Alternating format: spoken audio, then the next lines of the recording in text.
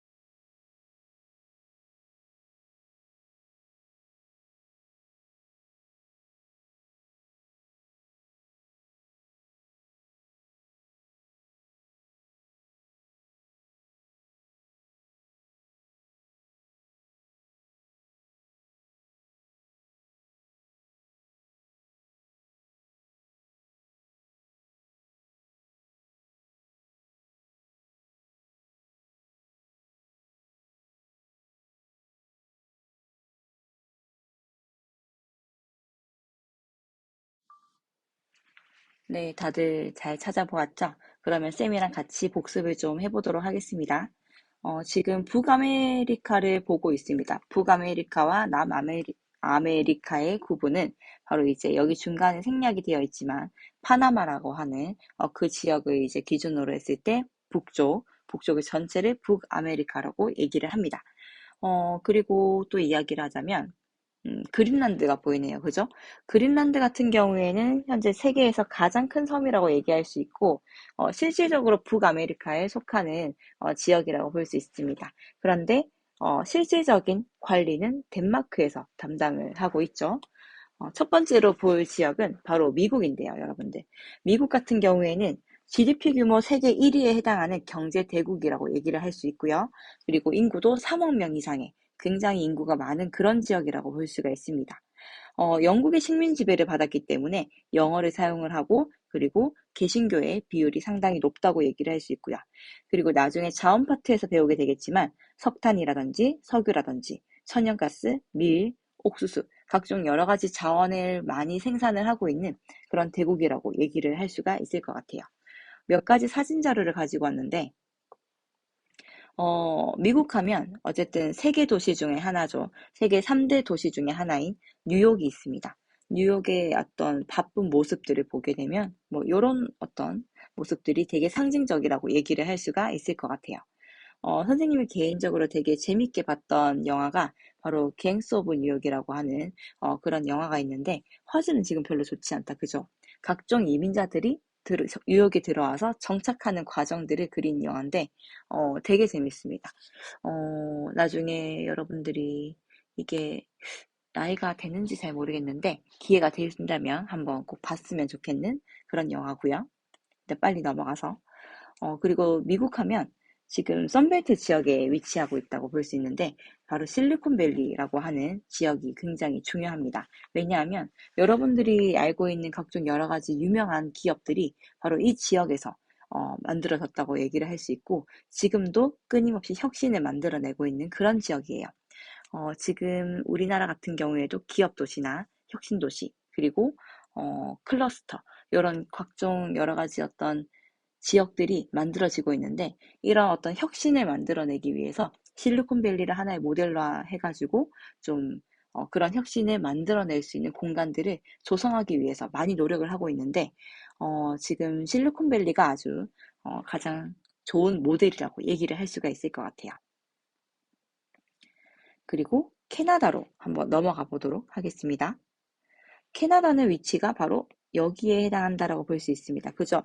마찬가지로 영국의 식민지였기 때문에 영어를 많이 사용을 하고 그리고 개신교의 비율이 높습니다.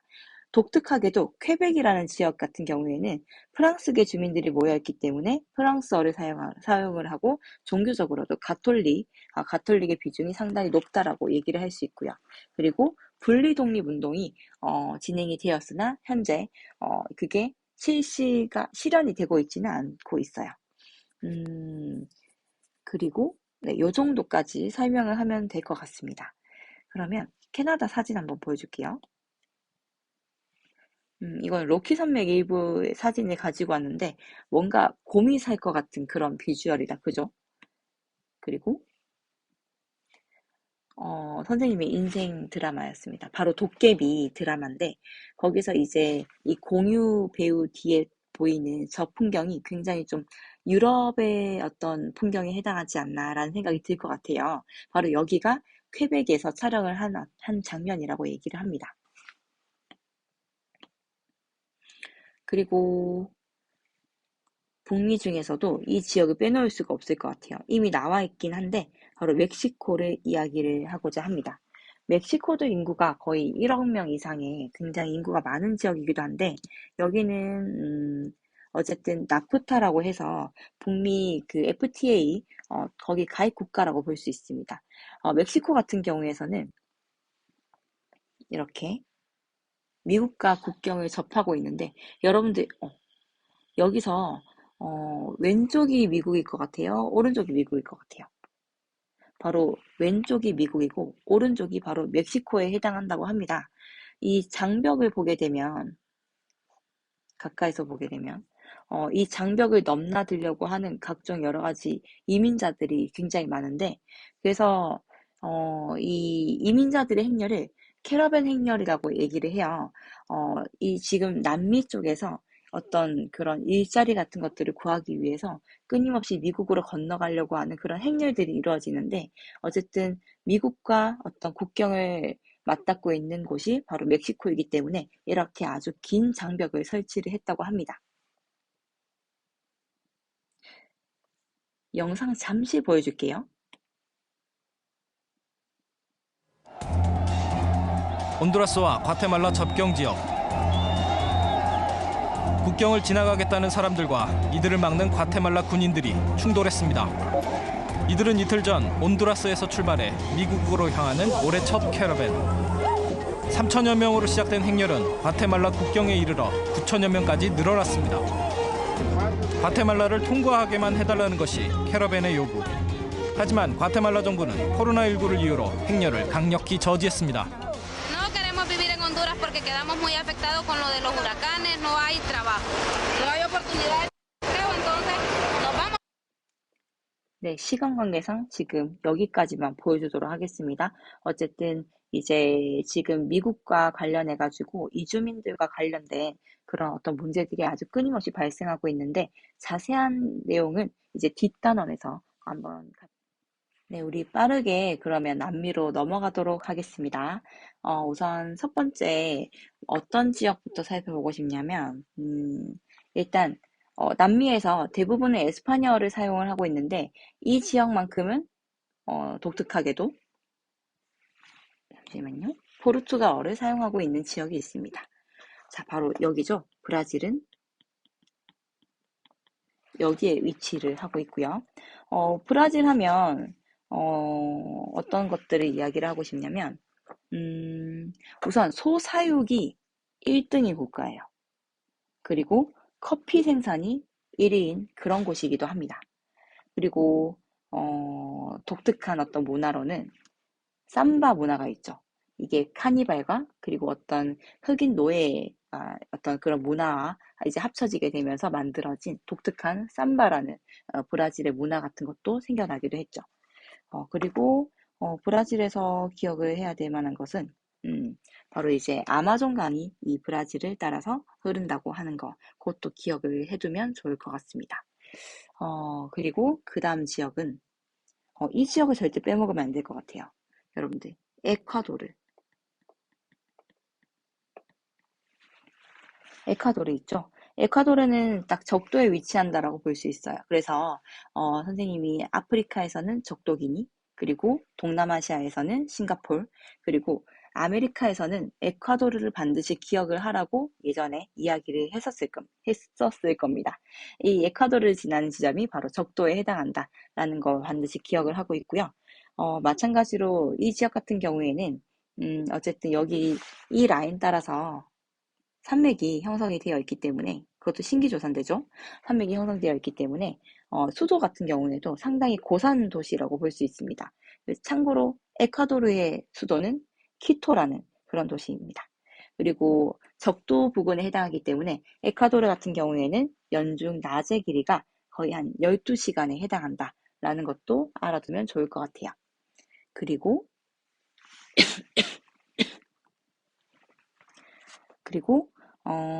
근처에 있는 나라죠. 바로 콜롬비아. 글씨가 뭔가 안 예쁜 것 같아요.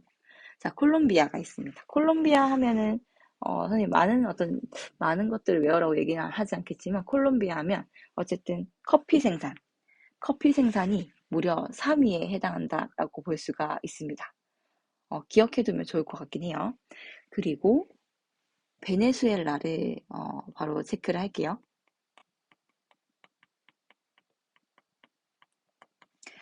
베네수엘라 하면 기억해야 될 것들이 좀 몇 개가 있습니다. 정식 명칭은 볼리바르 베네수엘라라고 하는 곳이고요. 여기 같은 경우에는 석유 매장량이 1등인 곳이에요. 당연히 오펙 국가이기도 하고요. 여기에 써둘까요? 다들 필기를 제대로 하고 있죠? 자, 오펙 국가이기도 하고 석유 생산량이 1위인 국가이기도 하고 그리고 이제 여러분들이 여행지리 시간에도 많이 언급을 했던 내용인데 경제적으로 하이퍼 인플레이션이 좀 이제 발생했던 그런 국가라고 여러분들이 많은 어떤 인상을 받았던 것 같아요. 바로 이제 오펙 국가이지만 사실 석유 품질이 막 그렇게 좋지 않더라 라고 했던 품질 관리가 많이 되지 않았던 그런 것들을 한번 언급을 했던 걸로 기억이 됩니다. 지금 목소리가 좀 많이 안 좋은 것 같네요. 그리고 우리 잉카 문명으로도 유명했던 지역이죠. 페루. 그리고 아주 길쭉한 나라가 있습니다. 그죠? 칠레. 칠레도 기억을 좀 해줘야 될 것 같아요. 칠레는 아무래도 남북으로 워낙 길다 보니까 굉장히 다양한 기후대를 볼 수 있습니다. 그래서 아타카마 사막이라고 해가지고 한류 연안에서 발달하는 어떤 사막과 함께 지중해성 기후도 볼 수 있어가지고 칠레산 와인 이런 것도 굉장히 유명하죠. 그리고 또 내려가다 보면 서한해양성 기후가 이제 나타나기도 하고요. 그 가장 남쪽에는 툰드라 기후라고 해서 바로 이제 어떤 이 기후, 한대 기후가 나타난다고도 볼 수가 있습니다. 그리고 독특한 이런 어떤 해안선 같은 것도 보이죠? 이런 것들 같은 경우에는 바로 이제 빙하 지형이라고 볼 수 있는 피오르드, 피오르 해안이라고 얘기를 할 수가 있습니다. 그리고 볼리비아를 빼놓을 수는 없을 것 같아요. 자, 볼리비아 하면 어떤 것들이 유명하냐면 전 세계 여러 나라의 수도들이 있을 거 아니에요. 그죠? 여기도 마찬가지로 지금 산맥을 따라서 형성되어 있기 때문에 이 볼리비아의 수도 같은 경우에도 고산지대에 위치해 있고 그리고 전 세계 수도 중에서 가장 높은 곳에 위치해 있다라고 할 수 있는 가장 높은 곳에 위치한 도시 바로 라파스라고 합니다. 그리고 볼리비아 하면 기억나는 게 바로 우유니 사막이죠. 우유니 사막은 한번 언급을 한 적이 있을 거예요. 우유니 사막 같은 경우에는 과거에 바다였는데 땅이 융기하면서 어쨌든 지금 아주 높은 고도 위에 올라오게 되었다라고 하는 거.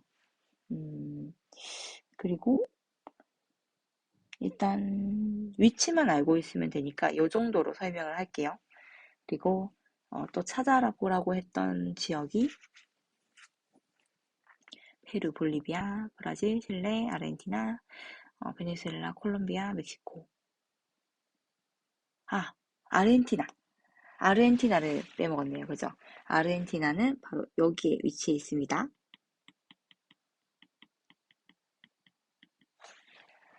아르헨티나 하면, 아르헨티나 같은 경우에는 좀 온대 기후에 해당해요. 그래서 유럽인들 같은 경우에 좀 굉장히 유사한 기후들을 발견할 수가 있었습니다.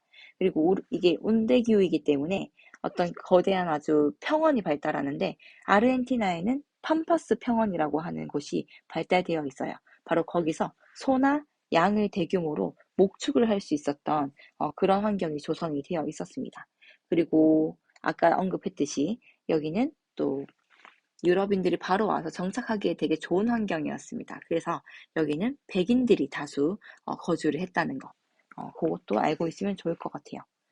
사실 선생님 축구를 잘 모르긴 하는데 아르헨티나 축구 선수들 그런 사진들을 보게 되면 인종적으로 백인들의 비율이 높은 걸 알 수가 있고 아마도 메시 같은 경우에도 백인에 해당한다고 볼 수가 있을 것 같아요. 그렇습니다. 남미는 이 정도로 봐도 될 것 같고요. 그러면 이제 간단하게 오세아니아 잠깐 보도록 하겠습니다. 이미 선생님이 낙서를 해놨네요. 그죠? 딱 나라 2개만 찾으면 돼요. 선생님이 절대로 여러분한테 투발루가 어딘지, 나우루가 어딘지 이런 것들을 절대로 시험 문제 내진 않을 거예요. 자, 지금 2가지 나라가 있습니다. 그죠? 오스트레일리아는 바로 여기에 해당한다고 볼 수 있고요. 그리고 뉴질랜드는 바로 여기에 해당한다고 볼 수가 있습니다. 오세아니아 자체가 해양의 나라들이라는 의미를 가지고 있고, 그리고 거의 다 섬이다. 그죠? 오스트레일리아 잠깐만 설명을 해본다면, 일단 오스트레일리아는 다양한 기후대가 지금 분포되어 있어요. 열대 기후, 그러니까 사바나 기후죠. 사바나 기후도 있기도 하고, 건조 기후도 있기도 하고, 온대 기후도 있기도 하고, 굉장히 다양한 어떤 경관을 볼 수가 있는데, 기억을 해야 될 거는, 어쨌든 여기도 영국의 식민 지배를 받았기 때문에 어쨌든 영어를 사용을 하고 개신교의 비율이 상당히 높다는 점, 그거를 알고 있으면 좋을 것 같고요. 그리고 지금으로서는 어버리진이죠. 원래 여기에 거주를 하고 있던 원주민들과의 어떤 갈등이 발생했었던 그런 것들 생각하면 될 것 같고, 지금 현재에서는 양을 사육을 하고 또 소를 사육을 한다. 요 정도 기억하면 될 것 같습니다. 일단 자세한 내용들은 바로 이제 자원 파트에서 다뤄보도록 하겠습니다. 그리고 뉴질랜드입니다.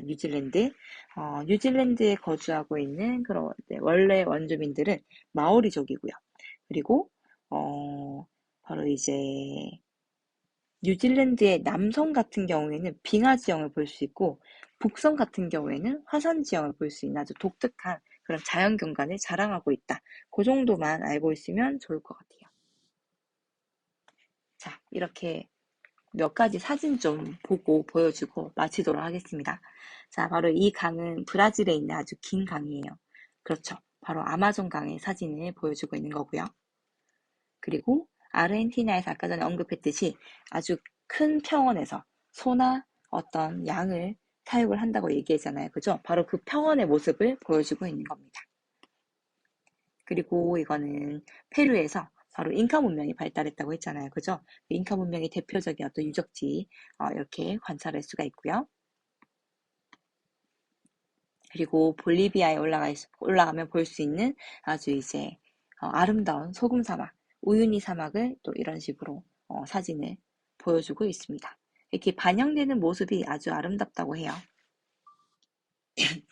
그리고 갑자기 우사인 볼트가 나와서 깜짝 놀랐죠, 여러분.